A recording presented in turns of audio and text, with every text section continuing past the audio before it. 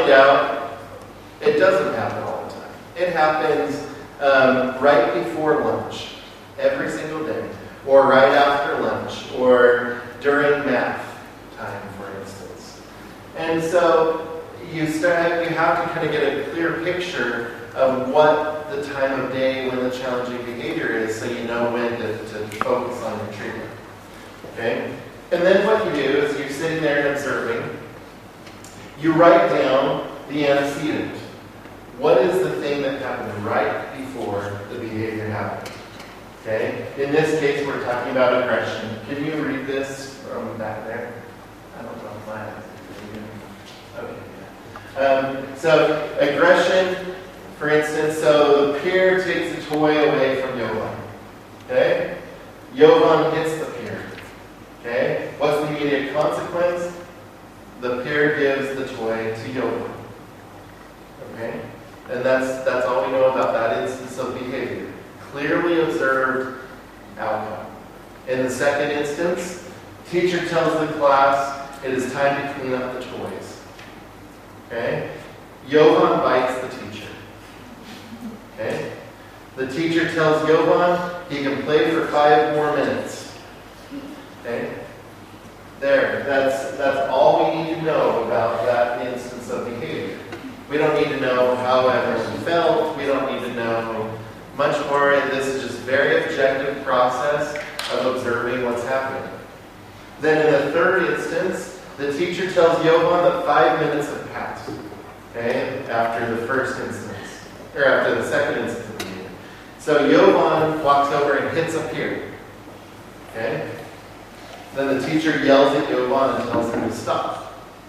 So she gets upset. Says, you don't hit your peer. So that's attention. Okay? For the first two were access to activities. You see? So then a peer in the fourth, I'm pointing as if you can see. The peer in the fourth instance has a food that Jovan wants. Jovan grabs the food and makes a fist to threaten the peer. The peer cries while Jovan eats the food. So he's, again, access to preferred items, access to food. So then, after watching for 5 days, or 2 hours, 6 hours, if the behavior happens frequently enough, we count up how many times each consequence occurred. So we're going to break these up. So the first one was access. Okay? Simple access to a tangible item. Same with the second one. Access to an activity. The third one was attention. And then finally the fourth one, again, was access. So in this example, and we would want to collect a lot more data than this. We would want to collect 20 instances or even more, perhaps, if the behavior is happening this frequently, to know what percentage of the time it is attention, what percentage of the time it's access to items, maybe the aggressive behaviors happen for escape. But you always stick to the same behavior.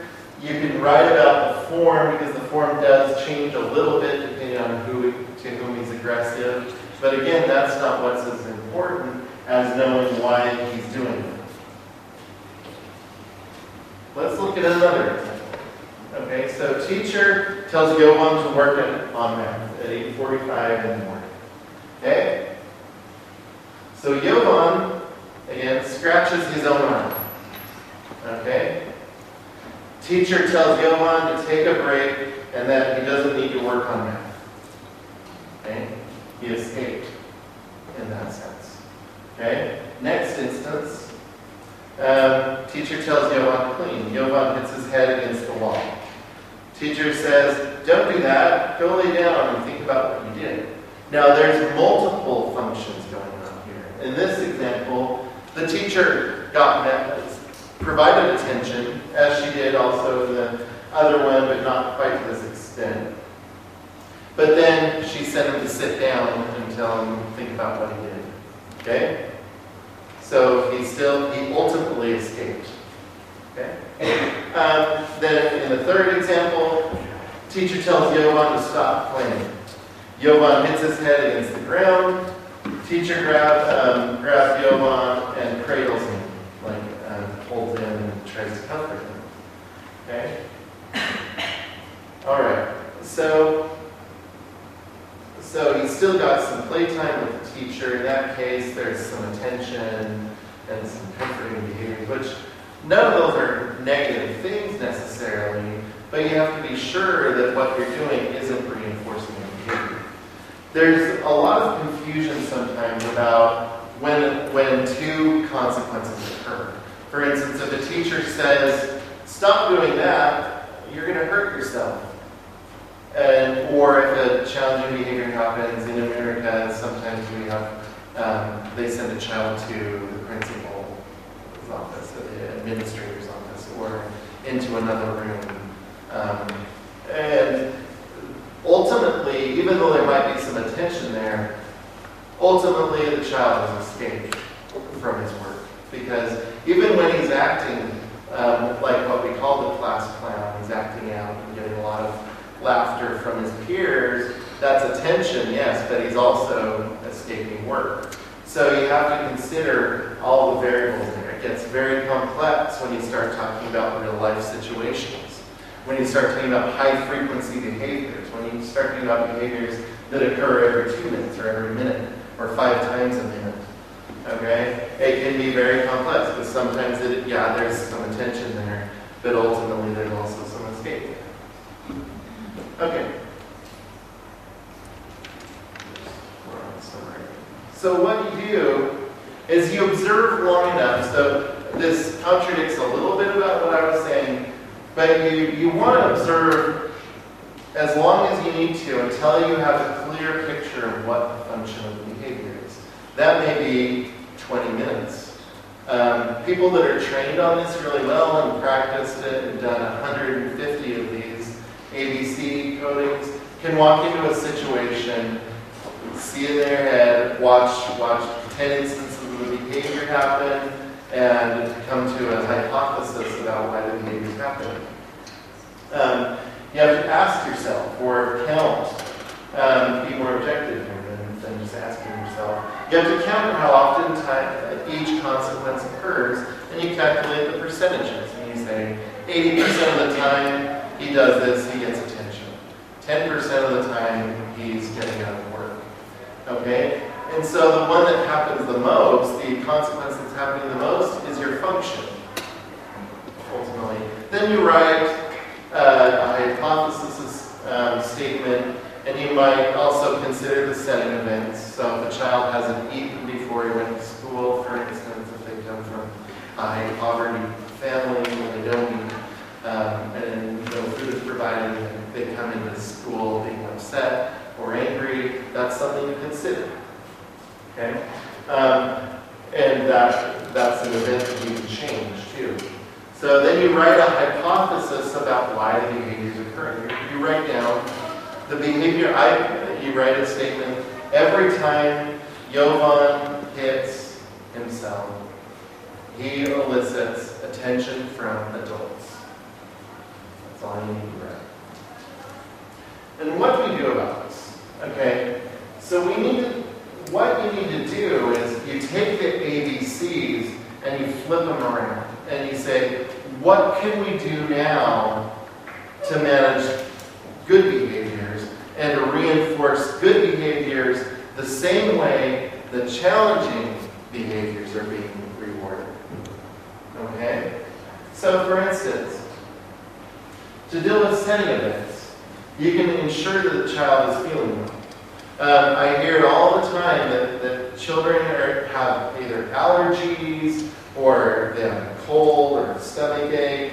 Ensure that the child is feeling well, because it's a lot harder to behave appropriately if you're not feeling well. In a lot of cases, you need to recommend, especially for severe and persistent self-injurious behaviors, recommend a medical evaluation. And possibly if there's an assumption that there might be some dental pain, maybe even a dental office visit, to be sure that the child isn't in pain. Okay? Make sure the child is eating. Make sure the child isn't thirsty. Okay? And same mechanism. Okay, so make sure that the child has proper environmental stimulation. It's a lot easier to start engaging in some of these repetitive behaviors when the environment isn't stimulating enough for the child. Or, I said proper because it can be too stimulating. If the room is too noisy and the child cannot behave appropriately, there might be more likely to start engaging in escape behaviors. It's a lot easier to start hitting yourself or covering your ears and rocking, throwing yourself on the floor, if the environment is too crazy and you cannot communicate. Okay? Also, make sure the child slept well. It wouldn't be uncommon in the United States to have teachers ensure that the child slept well the night before, especially if they have sleep problems associated with it. For instance, in autism, many children with autism have sleep disorders. And the frequent treatment, at least in the United States, is natural melatonin or any other, some people have their children on other sleep drugs, but just to ensure that the child is sleeping well. You can go a long way by getting the child on a normal sleep routine. Okay? A lot of parents don't understand that. They say, my child gets scared, so I let them sleep in the bed with me, and so neither of you can end up sleeping. So it's a lot harder to be a good parent when you haven't slept, and it's a lot harder for the child to be a well-behaved child if he or she hasn't slept. Okay? These ones are huge, but they're things that we can change. That's the good thing. We can help a family get their child on a normal sleep schedule. We can help, we can find some social services to make sure the child is fed or taken care of well. Okay? So then, to change the antecedents, okay, this is where you're going to start thinking about, how do I change the child's motivation to even engage in the bad behaviors? What can we do to take away that motivation altogether? Okay? So you can change the environmental stimuli. So for instance, if the environment is too noisy, work to change whatever stimuli are prompting that behavior. So if the kids are too noisy, you have to start a program to help the children be more quiet. Or put the child in a more quiet classroom. For instance, if it's an art class or a music class, and that's just too noisy for the child, work to put the child in another environment. Okay? At least initially, until you can get the behaviors under control, then you might be able to gradually introduce those things. Provide plenty of choices to the child. Okay? Do you want to work on this assignment or this assignment right now? That's one way that the child thinks he's in control, but you stay in control. Okay? It reduces non-compliance very easily. Okay? When you're making requests to children, use first this, then this. Okay? And this applies to eating behaviors, for instance. If the children have a hard time eating a well-balanced or a well-rounded diet, you can use first this, then this very easily.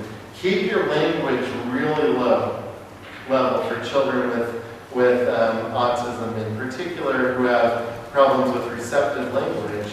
Because even though the child can understand things and maybe even be able to speak, that doesn't mean that they're processing it fast enough. And so when we tend to be too verbal with our requests. We tend to make too many requests, string together long sentences, and when a simple, first do this, then do this, will do.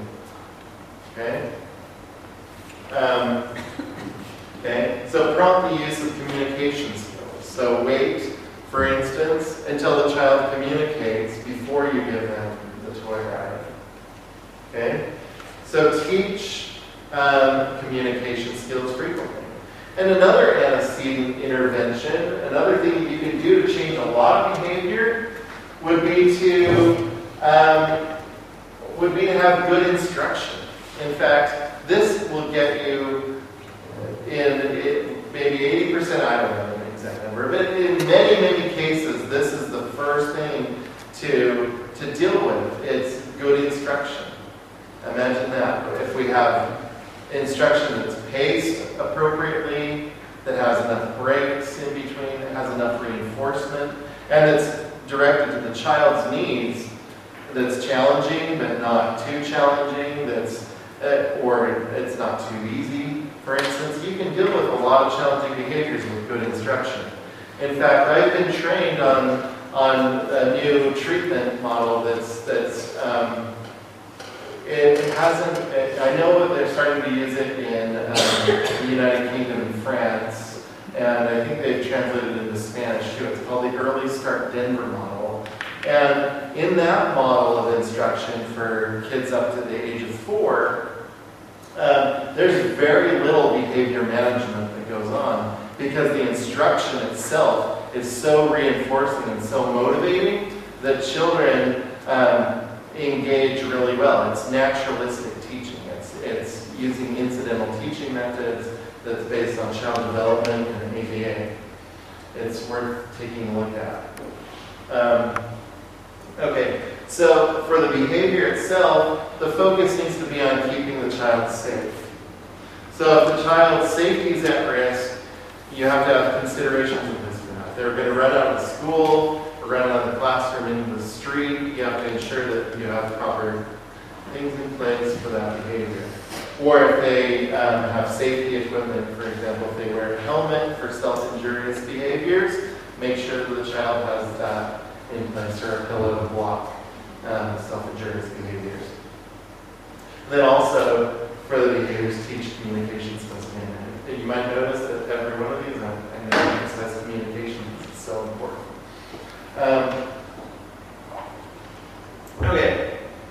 Then reinforcing the use of communication skills. So it's not enough just to teach the child and then maybe not really respond to what they say with words or with using a communication device or using a picture card or text card. You also have to make sure you reinforce it. In B.F. Skinner's book, Verbal Behavior, he made the point that it's interesting in foreign language instruction, and when you're learning a foreign language, if you ask for sugar, the teacher says, "Good job." Okay? But in the real world, when you ask for sugar, you get sugar. Okay?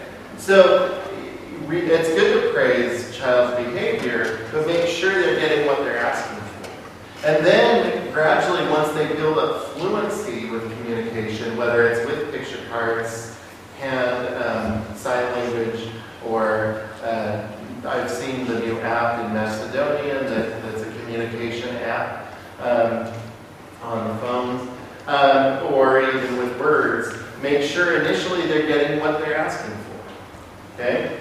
You can also praise good behaviors and ignore minor inappropriate behaviors. Again, you have to make sure the child is safe and secure. But it's like putting a cup over a candle. If you have a candle burning and you restrict the oxygen, the candle goes out. That's a behavior process called extinction.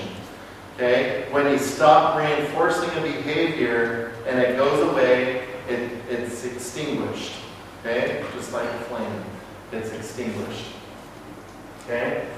But in addition to extinction, a professor in America, Brian Iwata, found that you can't just ignore behavior. You also have to reinforce other behaviors. Because if you only stop behaviors from happening through extinction, it's going to take a lot longer to deal with it, and you're going to deal with a lot more challenging behaviors if you're just stopping it and not reinforcing anything else. So what that means is you're going to pick which behaviors you're going to reinforce. You have to be deliberate about this decision.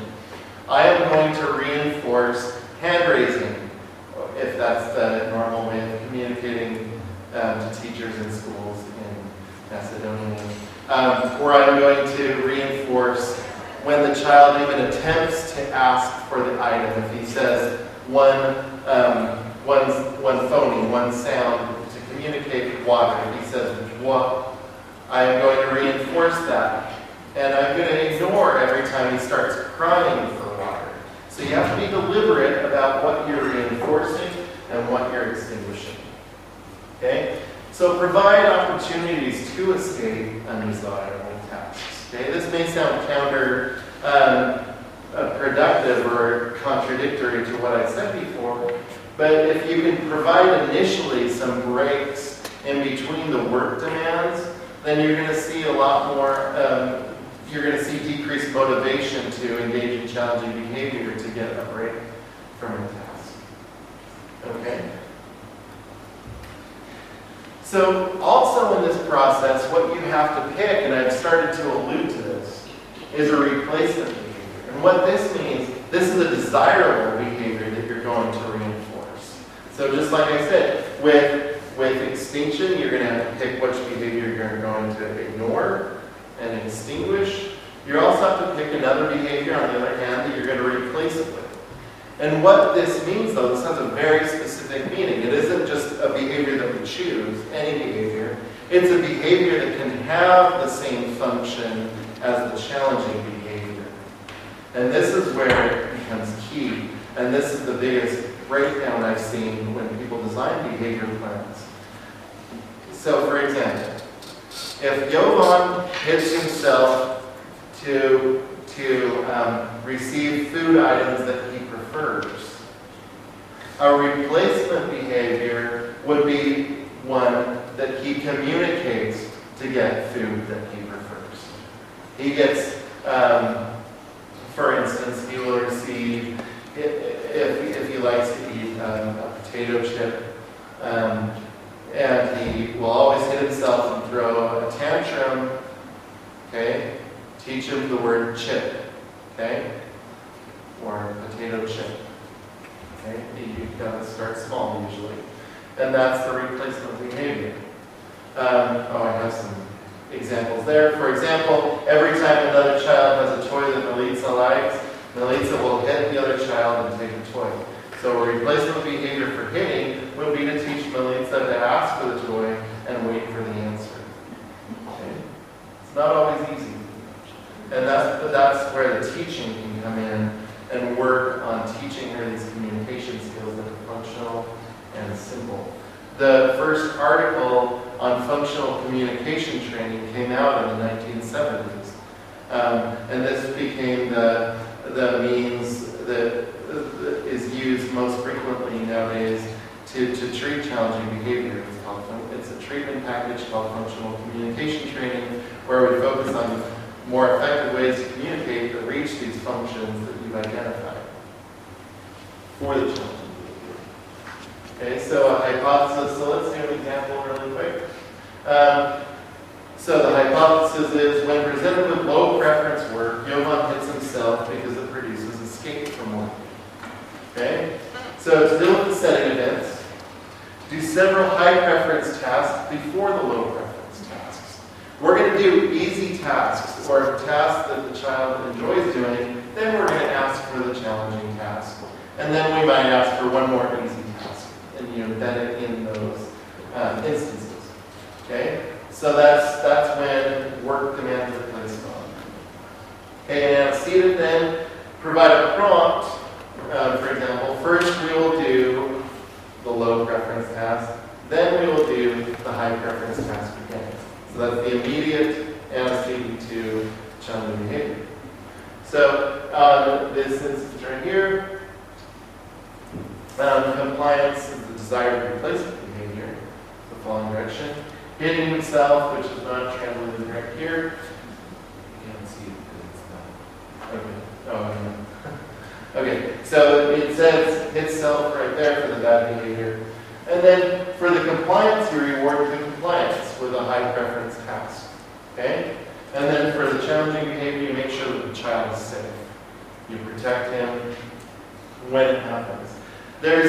When you're treating challenging behaviors, there aren't very many forms of behavioral triage, meaning there's not a lot of emergency procedures you can do. That crosses into safety training.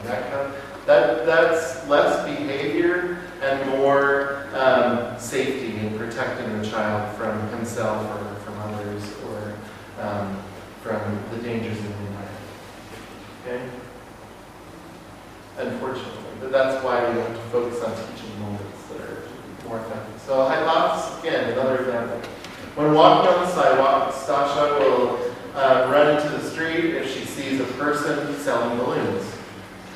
fact, this was a real scenario that a colleague of mine worked with. There was people with balloons. He had been hit by a car 3 times because he ran into the street when he saw a balloon.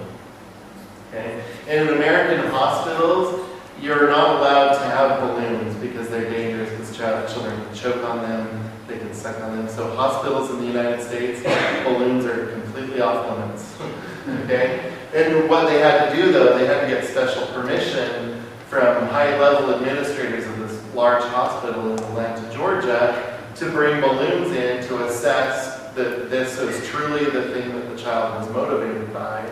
And it took them a few months before they were able to do it, but this is the real example. So they request, making a request for the balloon is the replacement behavior.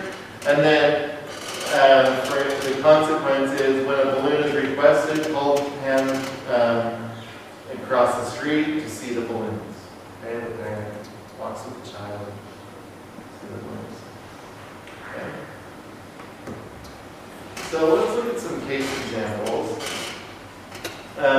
Before we do that, I have a video that I want to do a practice really quick. Okay, and this is